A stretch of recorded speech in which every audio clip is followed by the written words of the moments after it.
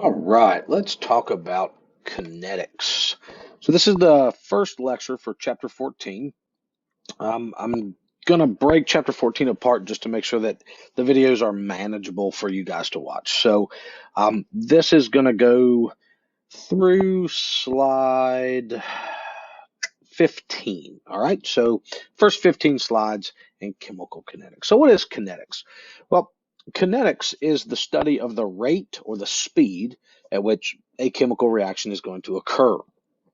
Now, besides information about the speed, right, we're also going to be looking at reaction mechanisms, okay, which is going to be something kind of new, which is a molecular level view, all right, as it says, of the path from reactants to products. So we're going to actually be looking at quite a bit of in-depth chemistry in this chapter. Now, there are a couple different things that you may use kinetics for. All right, it is really important if you go into medicine so that you can understand the speed by which a medicine may take action, right? Like anesthesiology or something like that. If you go into, say, environmental chemistry or in some kind of environmental um, job, you might be looking at, say, the rates of formation and depletion of the ozone. You may go into chemistry, a branch of chemistry, and want to design uh, a catalyst, right? And all of those things would involve looking at kinetics. So, I mean, kinetics is pretty integral to our understanding of chemistry as a whole. Now, when we look at kinetics, we find that there are four things that are going to affect reaction rates, all right? And we're going to look at those over the next four slides. But they are the physical state of the reactants, the reactant concentrations, the reaction temperature, and whether or not there is a catalyst present. Now, the physical states of the reactants are pretty easy to explain, right? If reactants are able to collide with each other at a high rate, then they're going to react faster than if they're unable to collide at a high rate, right? We have definitely established in your 2 years of chemistry that reactions occur when molecules collide with each other with the right orientation and the right amount of energy, the right speed, right? Now, with that in mind, homogeneous reactions are going to happen faster. And when we're talking about homogeneous reactions, we're talking about the phase. So two gases are going to react faster than a gas and a liquid, or maybe, a gas and a solid. So homogeneous reaction phases are often faster than heterogeneous reaction phases. Now, if you do have heterogeneous reaction phases and a solid is involved, then you can increase the reaction by increasing the surface area. And that definitely ties into medicine. Fine powders are going to react faster than a pellet. So if you give someone a medicine and you need it to be a slow acting medicine, it's more likely you give it to them in that pellet than, you would give them, like Goody's headache powder, because it's a powder, should take effect faster than, say, a Tylenol tablet. Now, that's not always true, but that is a good rule of thumb. Surface area certainly increases the rate of reaction. Now, the second factor was reaction concentrations, and there's a really good picture here on the slide that you can see that taking place. So, typically speaking, if you increase the concentrations of your reactants, they're going to collide more often, right? And if they collide more often, you're more likely, statistically speaking, to have a successful orientation and energy so that you have a reaction.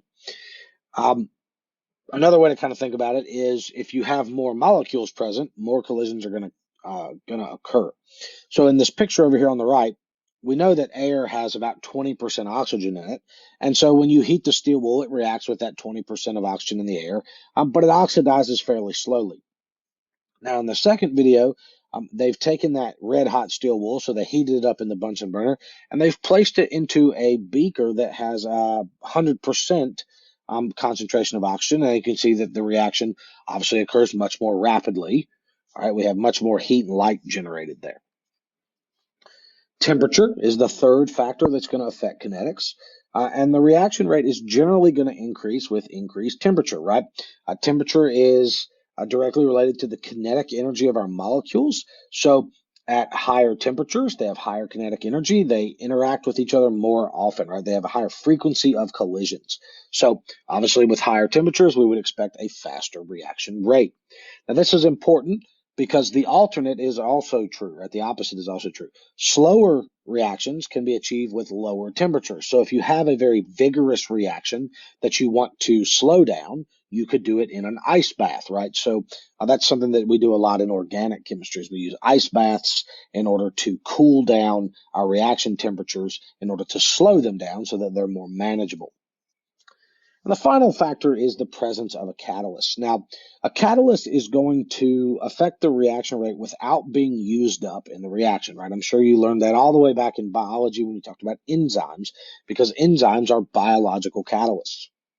What a catalyst does is it affects what we call the mechanism of collision. So, it may orient a molecule in a specific way more often, or in some way make it easier for the collision to occur in the right orientation. And we'll talk more about the transition state and what that might look like in the presence of a catalyst later on in chapter 14, or in this chapter, just later on in the videos. So what is this reaction rate we keep talking about?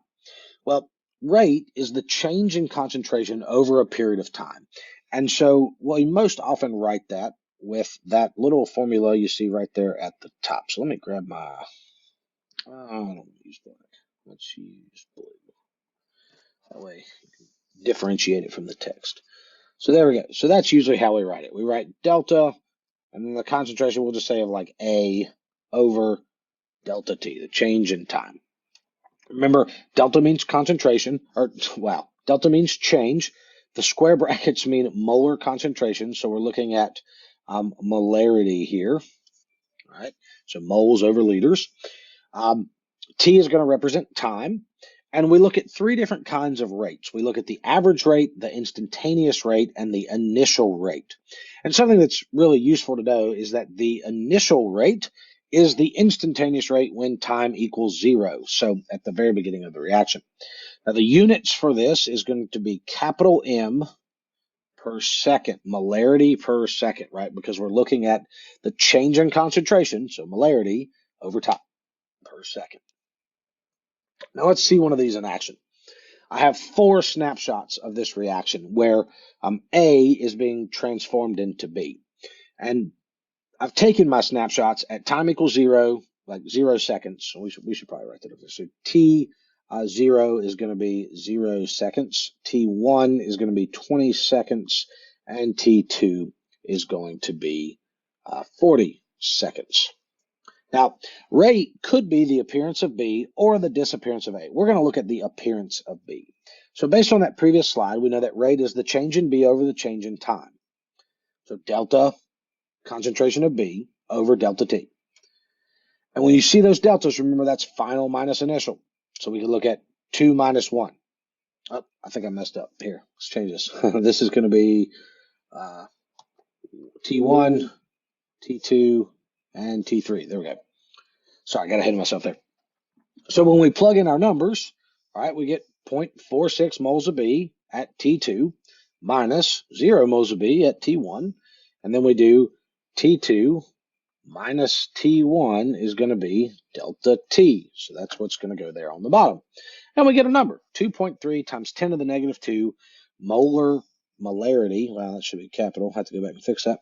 Per second. All right, that's what we're after there, molarity per second. Now, when you want to follow reaction rates, that means you have to be monitoring the reaction as it occurs. A lot of times we'll use something like a cuvette and a machine that will measure transmittance of light through our reaction. And we can kind of look at the rate at instantaneous points in time. And we're going to look at the example in the book, which is C4H9. That's like tert-butyl chloride or something like that. I don't know.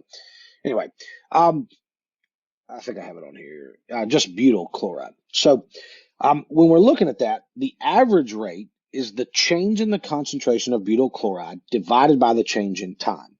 And the, average rate, we might do the last one and the first one, or we could do the average rate over a set interval, right? We just get to pick the interval of time. And when we do that, we can graph it, right? And when we have these data points, we can graph this thing out, and we're going to find this curve. Now, the slope of the curve at any given point is the instantaneous rate, all right? And what that means is that the slope of a tangent line at that point is going to give you your instantaneous rate. If you find the instantaneous rate at time equals 0, that's called the initial rate, all right? And that's usually what I care about as a chemist. I want to know what the initial rate's going to be. That's what I'm going to start looking at, because that's going to tell me, like, hey, if the initial rate is pretty quick, right, I expect it to slow down over time, because our time, or as time progresses, the concentration of reactants should decrease, right? But if the initial rate is really rapid, I might need an ice bath. Or if the initial rate is really slow, I might need to do something in order to speed up my reaction. So that's why chemists care about that instantaneous rate.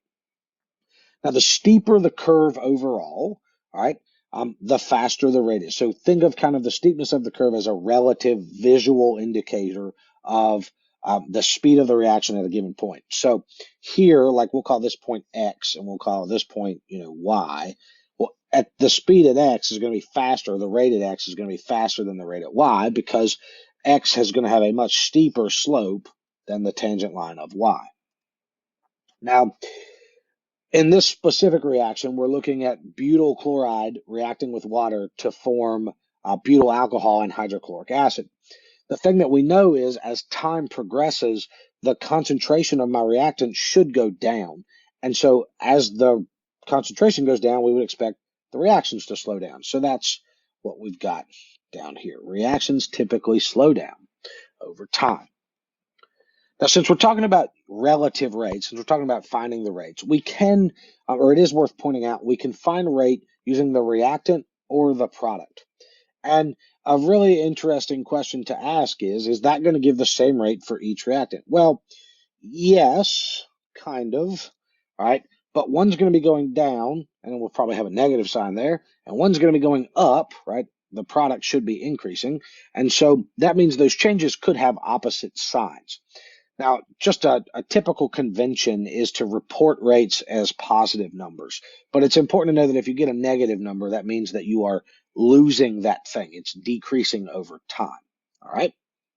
And that again comes down to reading the problem. Are we looking for the use of something or the production of something? But either way, you're going to get the same rate there, all right? In this case, something worth pointing out, I inserted the slide here. If the equation does not have a stoichiometric coefficient ratio of 1:1, then you do have to account for that in your rate law. So in this case, we have ozone breaking down into oxygen. So we have to use this fraction here of the coefficient 1 over, and I'll show this to you on the next slide, but 1 over A times delta concentration of big A over delta T. That's what you're looking at here. And so when we don't have a coefficient of 1, then we have to put this little fractional adjustment in there. So what do I mean by that? Well, if you have a general reaction of, coefficients are little letters, are lowercase letters, our actual chemicals are the capital letters, then the rates have to be adjusted for that. And so what we say is the rate is equal to negative 1 over the coefficient times delta concentration of A over delta T.